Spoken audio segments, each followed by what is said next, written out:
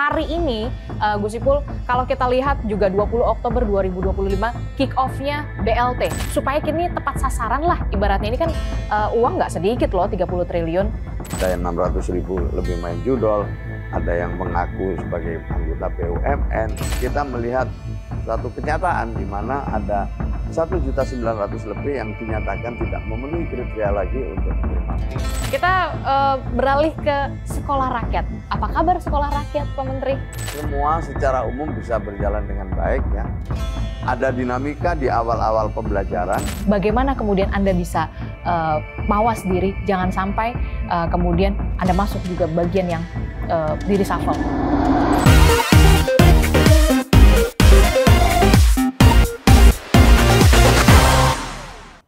Halo, kembali lagi di On Point with Adisti Larasati. Ada beragam topik yang menjadi sorotan publik di pekan terakhir hari ini.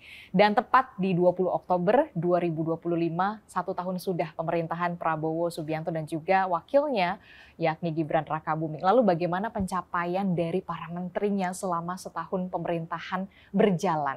Nah, saya hari ini berkesempatan untuk bisa berbincang di kantor Kementerian Sosial bersama dengan Menteri Sosial Bapak Saifullah Yusuf atau Gus Ipul. Apa kabar? Assalamualaikum Gus Ipul. Baik Mbak Adisti. Terima kasih loh, kita sudah diberikan kesempatan On Point with Adisti Larasati untuk bisa berbincang di kantor Kemensos ya, Gus Ipul ya.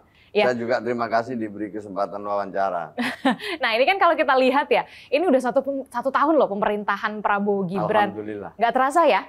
Cepat sekali rasanya. Cepat sekali rasanya ya. Tentu saja dengan target-target yang memang sudah dipasang oleh Pak Prabowo dari awal untuk menciptakan atau mewujudkan asta-cita dari Presiden Prabowo Subianto dan juga Gibran Rakabuming. Nah hari ini Gus Ipul, kalau kita lihat juga 20 Oktober 2025, kick off-nya BLT. Kemarin Pak Menteri Keuangan, Pak Purbaya sudah mengatakan kita gelontorkan ada 30 triliun ya untuk kalau tidak salah lebih dari 30 juta penerima BLT. Nah kalau dari Mensos sendiri, dari Kementerian Sosial, bagaimana ini soal BLT ini nantinya supaya kini tepat sasaran lah ibaratnya ini kan uang nggak sedikit loh 30 triliun. Ya, tentu ini adalah BLTS, bantuan langsung tunai sementara istilahnya itu.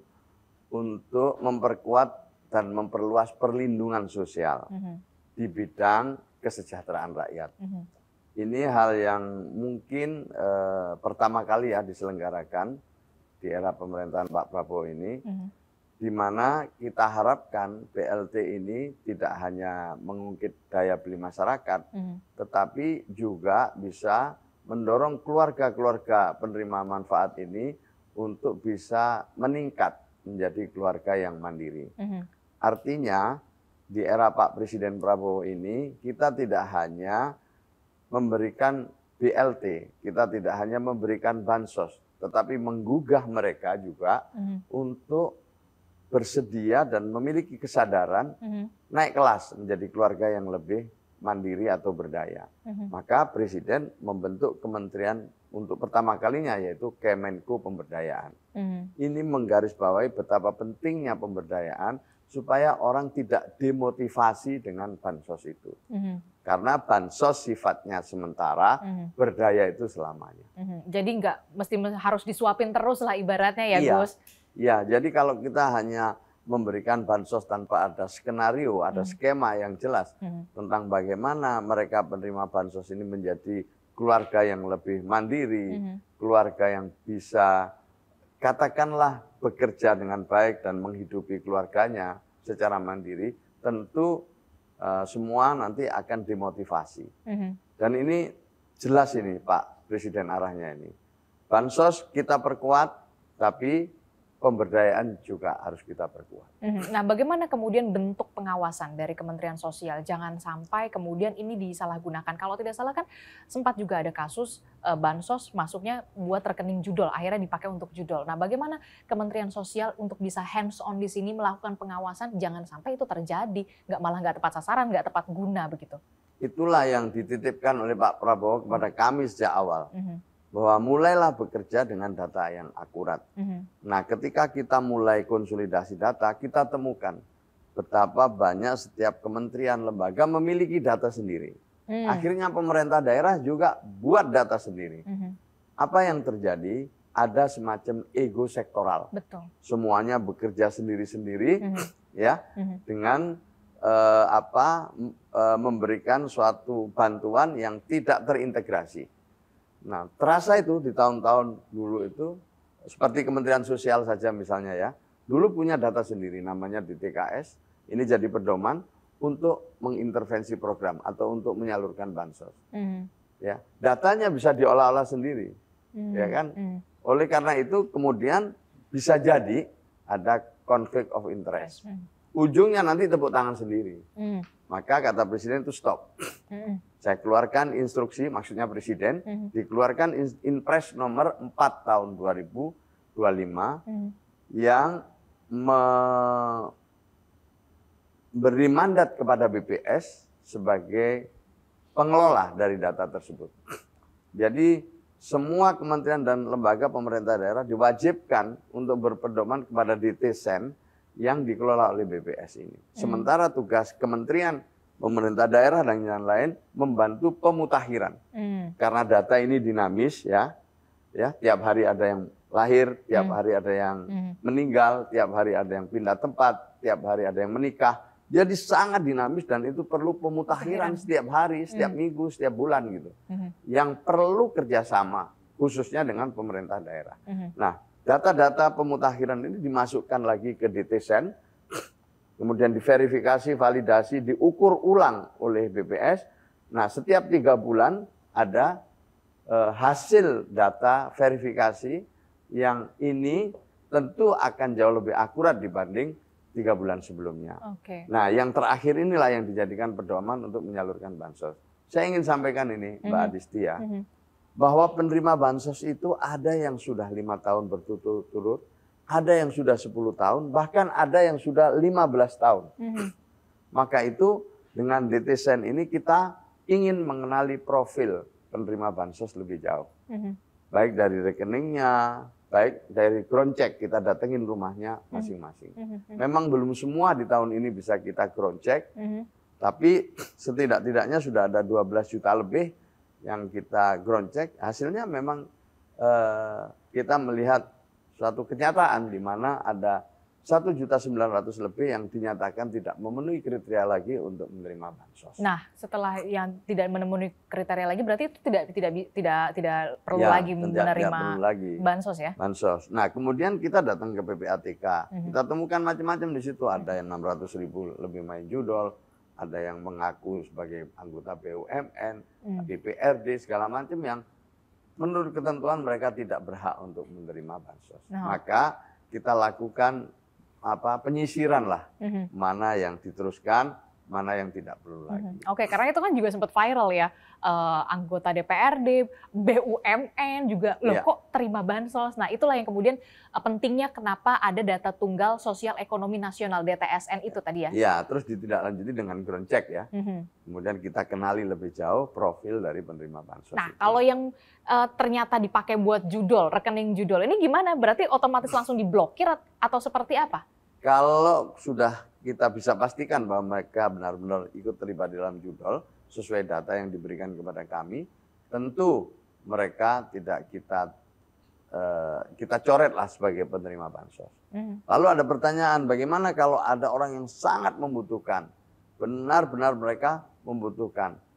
Tentu kita beri peluang sekali lagi untuk melakukan reaktivasi, baik melalui RT, RW, sampai kelurahan, naik terus nanti ya sampai ke DTSEN. Atau juga lewat aplikasi yang sudah kita siapkan. Termasuk peran pendamping di sana? Tentu, karena pendamping itu tugasnya adalah ya mereka memberikan satu pemahaman, pendampingan, dan bimbingan kepada masyarakat. Nah, salah satu di antaranya mereka bisa membantu mereka yang sudah dicoret ini untuk reaktivasi kembali kalau benar-benar memenuhi kriteria. Sebenarnya kriteria untuk bisa menerima BLT itu yang paling sederhana tuh apa sih? Ya paling sederhana ya, yang lebih tahu sebenarnya BPS ada 39 item. Salah satu di antaranya adalah individu yang pengeluaran setiap bulannya di bawah 600.000. Di bawah 600.000. Untuk desil 1 itu. Nanti desil 2 yang kelompok rentan di bawah 900.000. Terus di bawah ini lagi gitu. Jadi ada kriteria-kriterianya ada, dan memang yang paling mengerti urusan kriteria ini adalah BPS. Oke, jadi kalau pengeluarannya di bawah 600.000 berarti dapat BLT tuh ya. Kalau misalkan ternyata nggak dapat, nah kita bisa sebagai masyarakat kita bisa lapornya kemana tuh, Gus? Ada 2 jalur, jalur formal. Jalur formal itu mulai RT, RW ya, dan seterusnya lah sampai ke desa, kelurahan gitu. Naik nanti ke Dinsos setempat, bisa lewat BPS juga langsung. Atau yang kedua lewat aplikasi atau lewat partisipasi, jalur partisipasi. Jalur partisipasi ini melibatkan masyarakat luas melalui aplikasi namanya Cek Bansos. Nah, di situ ada usul sanggah. Orang bisa usul, bisa menyanggah. Lalu kita verifikasi lewat BPS, lewat pendamping kami, lewat kelurahan, lewat Dinsos ya. Atau juga lewat aplikasi SIG-NG. Itu adalah khusus untuk yang mau reaktivasi. Untuk PBI atau untuk penerima bansos. Misalnya tadi ya yang penerima bansos lain maksud saya. Jadi PBI atau penerima bansos lain. Nah itu kan ya, bansos itu diantaranya yang tadi dicoret karena terindikasi main judol, mereka ingin dapat lagi, kita beri kesempatan. Sekali lagi sambil kita pantau. Harus dipantau, tetap dipantau lah ya. Ini udah tobat atau belum nih? Jangan sampai dikasih BLT, loh kok masih main judi online lagi gitu kan. Nah kalau nggak salah itu juga kan sistemnya ada 2 sistem ya. Gus, ini yang pertama adalah lewat Bank Himbara, langsung transfer tunai begitu ya. Yang satu adalah PT Pos. Nah ini perbedaannya dan pengawasannya nanti gimana? Apalagi yang untuk melalui PT Pos. Ya, betul. Jadi penyaluran ini ya, sudah penyaluran. Setelah datanya selesai, baru banyak disalurkan kan. Nah, untuk akhir tahun ini sesuai arahan Presiden kita memberikan pada kelompok desil 1, desil 2 sampai 4. Jadi ini kelompok yang paling bawah itu desil 1. Ya, disusul oleh kelompok rentan, desil 2, 3, dan 4. Nah, targeted gitu, sasarannya ke sana. Nah, dalam kerangka penyaluran itu, melalui PT Pos langsung cash transfer. Artinya, keluarga penerima manfaat ini sudah memiliki rekening. Dan rekeningnya terverifikasi. Ya, bagi yang punya rekening, prioritasnya adalah, ya sebenarnya kita prioritasnya lewat Himbara. Ada daerah-daerah yang memang tidak bisa dijangkau oleh perbankan seperti daerah di 3T ya kan. Kemudian mungkin lansia yang tidak bisa datang ke bank atau juga mungkin penyandang disabilitas. Nah, inilah yang lewat PT Pos. Karena PT Pos itu bisa diambil bagi yang dekat kantor PT Pos atau yang kedua PT Pos yang akan nganter. Bedanya kalau yang lewat Himbara itu tidak ada biaya penyaluran, nah kalau lewat PT Pos ini ada biaya penyaluran. Oke, ini kan kalau soal BLT ini kan soal uang lah ya, Gus. Kita berharap sih tidak adalah kasus-kasus semacam penyelewengan. Bagaimana Anda bisa memastikan tidak ada penyelewengan di bawah kepemimpinan Anda sebagai Menteri Sosial Saifullah Yusuf? Ya. Pertama, bantuan ini kan jelas peruntukannya. Jadi setiap rupiah yang dikeluarkan untuk keluarga penerima manfaat itu jelas peruntukannya. Misalnya, untuk program PKH, itu ada komponen namanya untuk asupan ibu hamil. Itu dibantu Rp750.000 setiap 3 bulan sekali. Kalau untuk setelah lahir anaknya yang dibantu putranya atau putrinya atau anaknya yang dibantu. Jadi ibunya udah nggak dibantu lagi. Tapi pada saat ibunya hamil itu diberi dukungan. Setelah anaknya lahir diberi anaknya yang diberi sampai usia 6 tahun. Nah, ketika nanti SD, SMP, SMA mereka diberi ongkos sekolah atau sangu untuk sekolah itu. Nah, itu ada SD ada indeksnya, SMP, SMA. Gitu. Setelah lulus SMA kalau dia ingin kuliah kan dapat yang namanya KIP kuliah. Kalau yang ingin kerja itu kan nanti dapat pendidikan keterampilan dan lain sebagainya. Baru setelah pensiun nanti ada perlindungan untuk lansia, penyandang disabilitas, atau juga kelompok-kelompok rentan yang lain. Artinya sebenarnya program perlindungan sepanjang hayat itu sudah ada dalam skenario pemerintah. Gitu. Ini khusus untuk kelompok rentan ya, termasuk di dalamnya yang namanya lansia dan penyandang disabilitas. Ya, jadi sudah ada semua. Nah, sekarang kemudian bagaimana supaya bantuan kita itu tepat sasaran, dipergunakan sesuai peruntukannya? Maka kita merekrut pendamping, ya, di mana setiap pendamping mendampingi 200 kpm atau 300 kpm. Ya, mereka ini yang bertanggung jawab. Bagaimana keluarga-keluarga ini bisa naik kelas, tidak memanfaatkan bantuan untuk hal-hal yang tidak semestinya, diantaranya untuk judol itu. Jadi kita punya pendamping, kita punya relawan-relawan yang meminta mereka untuk memastikan bahwa bantuan pemerintah itu digunakan sebagaimana mestinya. Ya. Oke, tadi kita sudah bahas soal BLT, bantuan langsung tunai, kemudian data tunggal sosial ekonomi nasional yang ya saya sih berharap sudah tidak ada lagi ego sektoral di sana antar kementerian soal data ya kan lagi-lagi karena memang sudah satu data begitu kan, hanya DTSN itu tadi. Kita beralih ke sekolah rakyat. Apa kabar sekolah rakyat, Pak Menteri?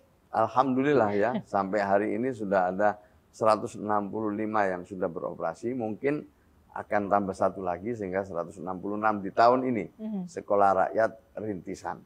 Ya, ini luar biasa juga. Ini salah satu program presiden yang berbasis DTSN. Berbasis DTSN. Sama dengan penyaluran tadi basisnya DTSN, ini juga basisnya DTSN. Karena yang bisa sekolah di sekolah rakyat itu adalah mereka yang ada di DTSN Desil 1 dan Desil 2. Jadi tidak semua orang bisa sekolah di sekolah rakyat. Tidak semua siswa usia sekolah bisa sekolah di sekolah rakyat. Nah, kategorinya siswa seperti apa kriterianya yang bisa ditampung dalam tanda kutip begitu ya, diberikan pendidikan di sekolah rakyat ini, Pak Menteri? Pertama adalah keluarga yang kurang mampu, tidak mampu. Mungkin juga sering disebut keluarga prasejahtera. Dan keluarganya menerima BLT. Keluarga belum beruntung atau dalam istilah statistik, mohon maaf, disebut miskin dan miskin ekstrim. Yang seperti itu yang bisa sekolah di sini. Maka itu sekolah rakyat tidak membuka pendaftaran, tetapi kita memang berbasis data itu mengunjungi rumah-rumah mereka, berdialog dengan orang tuanya, memastikan bahwa data yang kita miliki sama dengan kenyataan di lapangan. Setelah itulah baru anak ini diajak dialog, kalau memang mau sekolah berasrama, mengikuti tata tertib, orang tuanya mendukung, ya tanda tangan, baru kita terima sebagai siswa sekolah rakyat. Jadi pendekatannya administratif. Mereka yang keluarga belum beruntung itu. Tapi sejauh ini bagaimana? Ya alhamdulillah semua secara umum bisa berjalan dengan baik ya. Ada dinamika di awal-awal pembelajaran. Tantangannya apa sih yang selama ini dihadapi sekolah rakyat? Ini kan baru banget di masa pemerintahan Presiden Prabowo. Pasti akan bertanya, sekolah rakyat ini maksudnya gimana ya gitu. Apakah nanti kita ada akademis segala macam atau seperti apa gitu? Pertama-tama ini sekolah berasrama ya, Mbak. Sekolah berasrama. Jadi tantangannya tentu banyak karena siswanya baru, ya lingkungan baru, sebelumnya punya lingkungan yang berbeda-beda mungkin, gurunya baru, kepala sekolahnya baru, tenaga kependidikan yang lain seperti wali asrama, wali asuh juga baru, maka mereka perlu saling beradaptasi. Apalagi ini adalah sekolah berasrama. Jadi di awal-awal dinamikanya banyak, mungkin ada yang homesick, ada yang tidak terbiasa dengan tata tertib yang begitu ketat di sekolah berasrama, sehingga banyak tantangan. Tapi itu 2 minggu sampai 1 bulan paling lama. Setelah itu mereka beradaptasi, bisa saling menyesuaikan. Ada yang saya tanya, apa ada yang mundur? Ada yang mundur, kan nggak mungkin kita 100%. Tetapi yang mundur itu kita yakinkan, kita beri waktu antara 2 minggu sampai 1 bulan. Kalau memang masih tidak mau, kita nggak bisa maksa, dan kita ganti dengan keluarga-keluarga yang lain. Kenapa, Mbak ya? Karena banyak sekali dari keluarga-keluarga yang belum beruntung ini yang putra-putrinya itu tidak bersekolah, belum bersekolah, putus sekolah dan berpotensi putus sekolah. Mhm. Datanya ini hampir 4 juta. Anak usia sekolah, tetapi tidak sekolah, belum sekolah, putus sekolah. Oke, itu kan tadi kita udah bahas sekolah rakyat, kemudian data tunggal sosial ekonomi nasional juga yang paling menjadi sorotan ya itu tadi BLT, bantuan langsung tunai. Iya. 1 tahun Pak, nggak terasa pastinya cepat Iya. banget gitu. Stres nggak sih jadi menteri di Enggak juga. pemerintahan kabinet? Iya, kalau berat ya berat, tapi karena apa ya, istilahnya Pak Presiden ini memberikan suatu arah yang jelas, baik secara tertulis maupun secara lisan. Misalnya ya, dalam tertulisnya itu mulai dari Astacita, RPJMN-nya, sampai kita terus tinggal menindaklanjuti di strategi ya dan implementasi daripada Astacita itu sampai pada eksekusi. Jadi dengan begitu kalau kita berpikirnya runtun, kerja kita akan terukur. Gitu.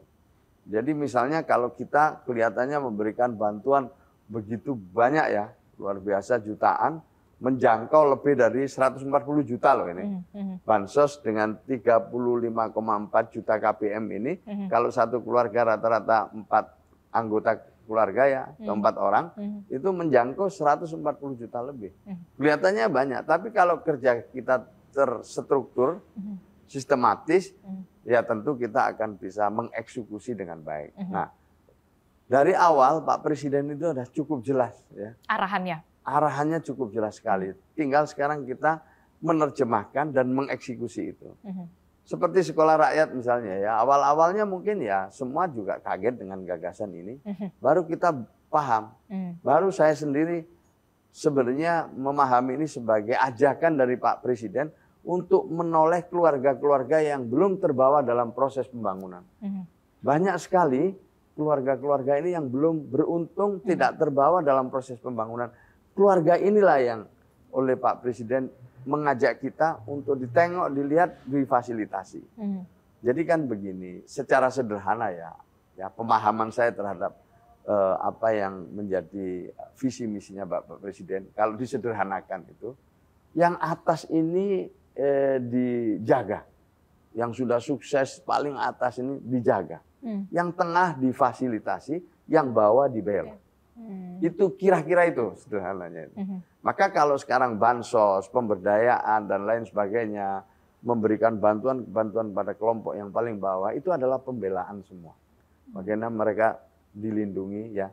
Tentu pembelaannya melalui perlindungan dan jaminan sosial, pembelaannya melalui rehabilitasi sosial, ya pembelaannya melalui pemberdayaan sosial. Itu adalah pembelaan pemerintah di bawah kepemimpinan Pak Presiden Prabowo. Sementara yang tengah ini difasilitasi. Kalau yang di atas ini kan nggak perlu apa-apa lagi kecuali mereka bagaimana dijaga supaya tidak turun. Tidak turun kelas ya? Iya, tidak turun kelas itu. Oke, Pak Menteri, ini kan bukan kali pertama Anda menduduki posisi menteri, sebelumnya juga sudah begitu ya. Bahkan arahan Pak Presiden Prabowo Subianto bahkan sudah jelas mengultimatum akan memperingatkan menteri yang nakal. 3 kali peringatan, kalau masih nakal juga siap-siap diganti. Kalau saya sih yakin Gus Ipul tidak dalam kategori menteri yang nakal. Bagaimana kemudian Anda bisa mawas diri, jangan sampai kemudian Anda masuk juga bagian yang di reshuffle. Walaupun kita tahu reshuffle ini kan hak prerogatif dari presiden lagi-lagi ya. Tentu yang paling tahu presiden ya. Presiden paling memahami langkah-langkah yang apa saja langkah-langkah yang harus diambil untuk mewujudkan visi misi itu. Dan menteri-menteri macam apa yang dibutuhkan, itu yang paling tahu beliau lah ya. Tetapi buat kami yang jelas bahwa ketika kami dilantik bersedia menjadi menterinya Bapak Presiden Prabowo, saat itu kita sudah menyatakan dengan tegas sebagai pembantu daripada presiden. Ya, karena kita memilih menjadi pembantu dari Bapak Presiden, maka pilihannya adalah kita menerjemahkan apa yang menjadi arahan baik tertulis maupun lisan dari Bapak Presiden. Nah, menerjemahkannya tidak sendiri.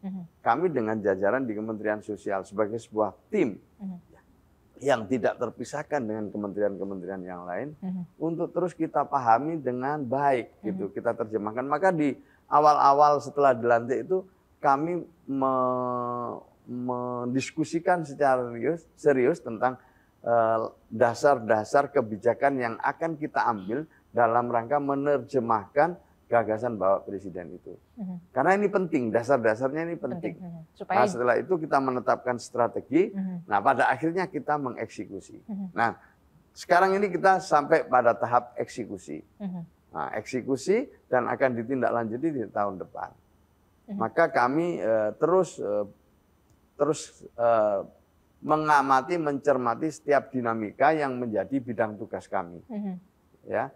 Apa saja hal-hal yang perlu kita perbaiki, menyesuaikan dengan keadaan di lapangan, sehingga program yang begitu besar anggarannya ini efektif di tengah-tengah masyarakat. Ini yang paling kita jaga, Pak. Oke.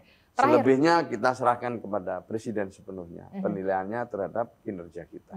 Terakhir, 3 capaian yang masih harus dikejar lagi untuk kedepannya di bawah kepemimpinan Gus Ipul di bawah. Ya, pertama tentu bagaimana pemberdayaan ini. Ini PR pertama. Jadi bagaimana mereka yang sudah menerima bansos ini secara terukur setiap tahunnya ini tergraduasi. Berapa dari mereka yang mendapatkan bansos ini lulus ya menjadi keluarga yang lebih mandiri, tidak lagi menerima bansos, tetapi ikut program yang lain. Kan nggak mungkin dong dari miskin tiba-tiba langsung kaya, kan yang nggak masuk akal juga itu. Tetapi paling nggak mereka naik kelas lah. Kalau ada desil tuh, yang desil 1 naik desil 2, yang 2 naik 3, 3 naik 4 gitu. Paling tidak berdaya lah ya. Ya, kemudian lebih mandiri, tidak bansos lagi, tapi programnya program pemberdayaan. Ini PR kami yang mungkin perlu sinergi dengan daerah utamanya dan kementerian lain.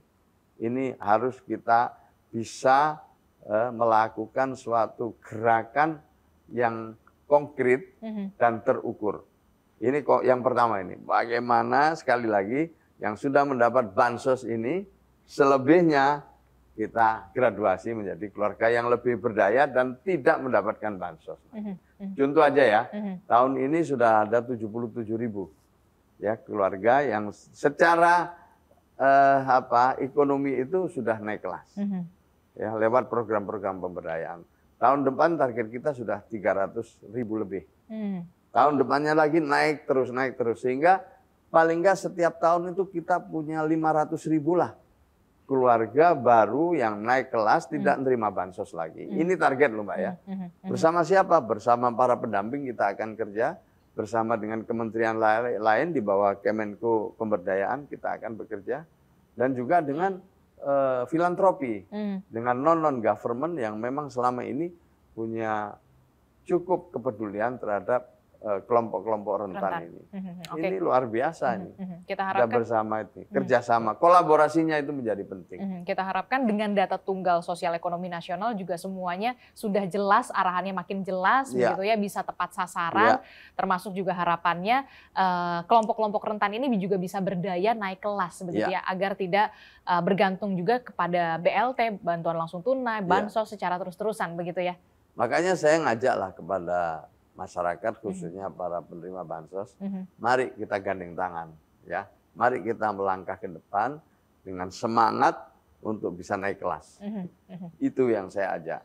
Kemudian kepada para pendamping, sudah diberi kehormatan oleh negara untuk menjadi pihak yang ikut menentukan peningkatan kesejahteraan sosial. Mari ya kerja yang benar. Jangan juga memanfaatkan kesempatan, ya.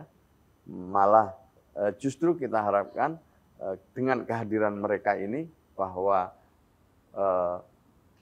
program-program kesejahteraan sosial mengalami akselerasi, percepatan. Ini yang kita harapkan dari para pendamping. Dengan pemerintah daerah, kami berharap kolaborasinya untuk pemutakhiran data, untuk mengintegrasikan program, untuk berbagi tugas, ya, dan sekaligus untuk kita bisa sama-sama membawa keluarga-keluarga yang katakanlah belum tersentuh ya oleh program-program pemerintah ini, benar-benar bisa kita beri pembelaan, fasilitasi, sehingga mereka juga bisa menikmati pembangunan ini. Apa ada banyak sekali. Ya, saya ngajak bupati wali kota semua untuk bisa mengajak kelurahan, untuk mengajak kepala desa dan kelurahan untuk benar-benar memastikan bahwa warganya yang membutuhkan dukungan dan pembelaan dari pemerintah bisa tersentuh. Oke, terima kasih. Ya, sama-sama. Saifullah Yusuf, Menteri Sosial Republik Indonesia, sudah mau berbincang dan juga berdiskusi. Saya juga diterima dengan baik di kantor Pak Menteri, Pak Menteri Sosial. Kita harapkan tentu saja bantuan langsung tunai ini juga bisa tepat sasaran, tidak ada penyelewengan-penyelewengan lagi di mana-mana, dan yang pastinya masyarakat bisa naik kelas, tidak lagi bergantung, tapi sudah bisa lagi berdaya, begitu ya. Terima kasih Gus Ipul telah bergabung bersama kami, dan mudah-mudahan tetap di zona aman ya. Ya, pokoknya kita kerja aja. Kerja aja ya, oke. Nah, itu tadi perbincangan kita bersama dengan Menteri Sosial Republik Indonesia, Saifullah Yusuf, bagaimana soal data tunggal, sosial ekonomi nasional, kemudian BLT yang saat ini menjadi konsentrasi bagi pemerintahan Prabowo Subianto dan juga Gibran Rakabuming, termasuk juga sekolah rakyat. Nanti kita akan berjumpa di episode selanjutnya yang lebih menarik. Tetap di On Point with Adisi Larasati. Terima kasih, sampai jumpa.